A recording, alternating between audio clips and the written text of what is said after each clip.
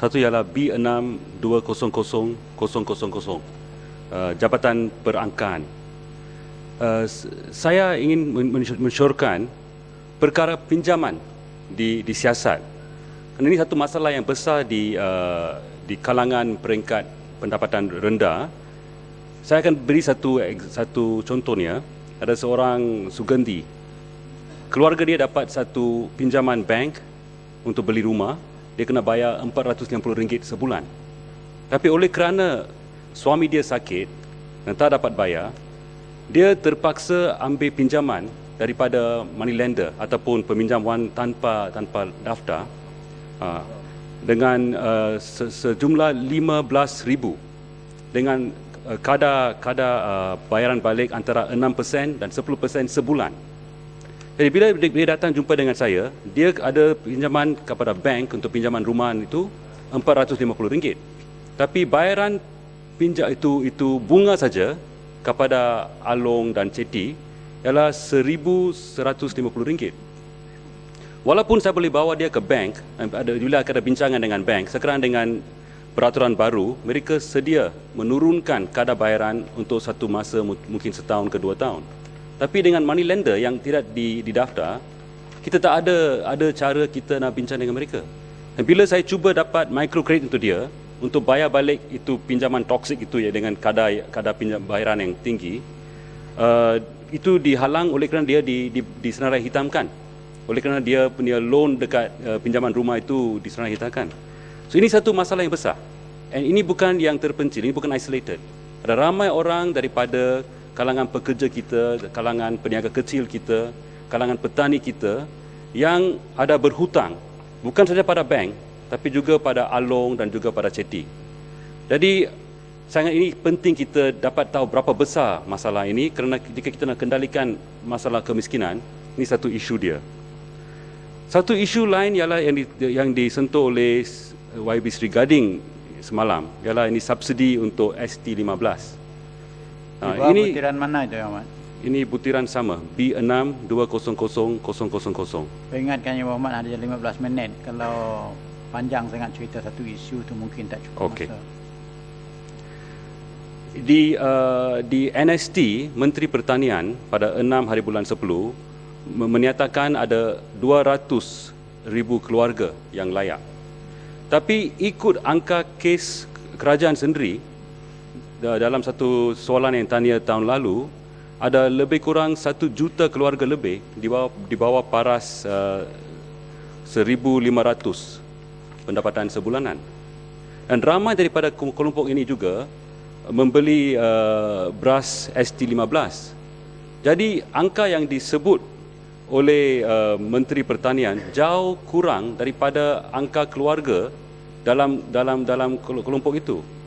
Jadi saya rasa macam dikatakan oleh Sri Gading dan lain-lain kawan, jika polisi ini dilaksanakan secara tergesa-gesa, ini akan membawa masalah yang banyak pada rakyat kita. Saya nak sekarang mengalih pada isu B6020000, unit perancang ekonomi. Dalam laporan ekonomi yang dikeluarkan buku ini, dia mengatakan dengan izin, dia katakan the world economy showed sign of emerging from the worst recession, recovery is expected to strengthen, dan juga bahawa masalah pokok dia ialah masalah dengan regulasi, dengan derivatives, dengan financial instruments. Saya akan mensyorkan kepada EPU untuk mengkaji pendekatan sosialis dalam analis kegawatan ekonomi. Kerana daripada analis sosialis, isu pokok dia bukan hanya regulasi yang tak cukupi. Isu pokok dia ialah kelembaban dalam permintaan, dalam demand, under consumption. Yang ini juga berkaitan dengan masalah pengagihan kekayaan di dunia. Di mana untuk 20 tahun yang lalu ini, kaum pekerja di negara-negara Eropah dan di Amerika semua, gaji mereka telah turun kerana proses outsourcing ke negara-negara ketiga, kerana proses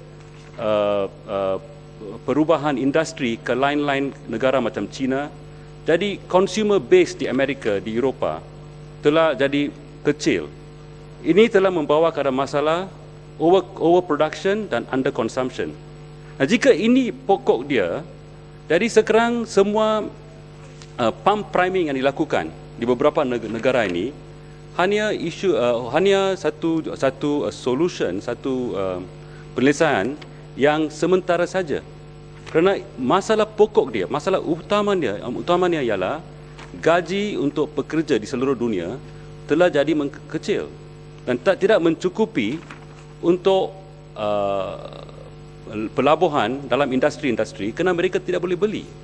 So if the issue is under consumption, jadi I think kita are very far daripada solutionnya.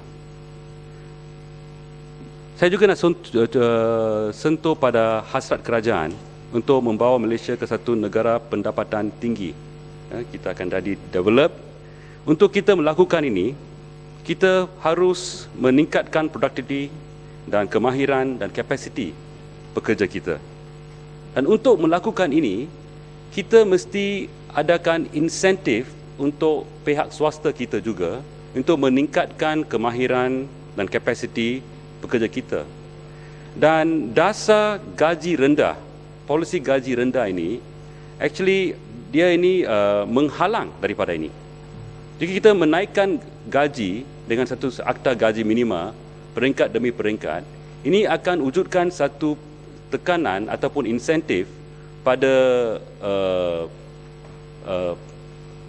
majikan untuk buat latihan untuk meningkatkan produktiviti, untuk meningkatkan kapasiti pekerja kita. Jadi saya harap ini EPU akan buat kajian terhadap ini. Jadi kita betul-betul membawa Malaysia ke satu negara pendapatan tinggi, satu polisi gaji rendah, dia ini akan undermine proses ini.